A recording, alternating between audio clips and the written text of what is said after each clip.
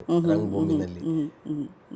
ನೀವು ಇನ್ನೊಂದಂದರೆ ನಿಮ್ಮ ಹಾಡುಗಳ ಮೂಲಕ ಪಾಪ್ಯುಲಾರಿಟಿ ಬಂದಿರೋದ್ರಿಂದ ನೀವು ಜಾನಪದ ಹಾಡುಗಳನ್ನ ಅಂದರೆ ನಾವಿವತ್ತು ಕೇಳಿಸ್ಕೊಳ್ಳೋದೇ ಕಡಿಮೆ, ಅದಕ್ಕೆ ನೀವು ಜೀವ ತುಂಬಿಸ್ತೀರಾ. ಇದು ಒಂದು ಇಂಪಾರ್ಟೆಂಟ್ ಅಂತ ಅಂದ್ಕೊಂಡು ನೀವು ಮಾಡ್ತೀರಾ, ಅಥವಾ ಇದರಿಂದ ಪಾಪ್ಯುಲಾರಿಟಿ ಬರುತ್ತೆ ಅಂತ ನೀವು? ಇಲ್ಲ, ನಮ್ಮಲ್ಲಿ ಮನಸ್ಸಲ್ಲಿ ಇದ್ರೇ ಅವನು ಮಾಡೋಕ್ಕಾಗೋದು. ನಮ್ಗಿರ್ಬೇಕು, ನಮ್ಗೆ ಅದ್ರ ಮೇಲೆ ಆಸಕ್ತಿ ಇರಬೇಕು. ಪಾಪ್ಯುಲಾರಿಟಿ ಬರುತ್ತೆ ಅಂದರೆ ಬೇರೆ ಎಲ್ಲ ಮಾಡ್ಬೋದು.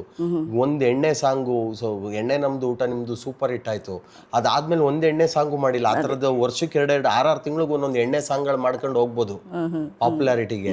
ನನಗೇನಪ್ಪ ಅಂದರೆ ನಮ್ಮ ಸೊಗಡು ಜನಗಳು ಏನು ಇಷ್ಟಪಡ್ತಾರೆ ನೋಡಿ. ಇವಾಗ ಹೀರೋ ಇಂಟ್ರಡಕ್ಷನ್ ಸಾಂಗು ಲೋ ನವೀನದಲ್ಲಿ ಏನು ಮಾಡಿದ್ದೀನಿ, ಅಜ್ಜಿಯಂದಿರ ಹತ್ರ ಆಡಿಸಿದ್ದೀನಿ, ಆ ಚಿಕ್ಕ ಮಕ್ಕಳುಗಳ ಆಟಗಳು ತೋರಿಸಿದ್ದೀನಿ, ಮತ್ತೆ ಆ ಸಾಂಬಾರು ಮಾಡೋದು ತರಕಾರಿಗಳನ್ನ ಮಾತಾಡ್ಸಿದ್ದೀನಿ.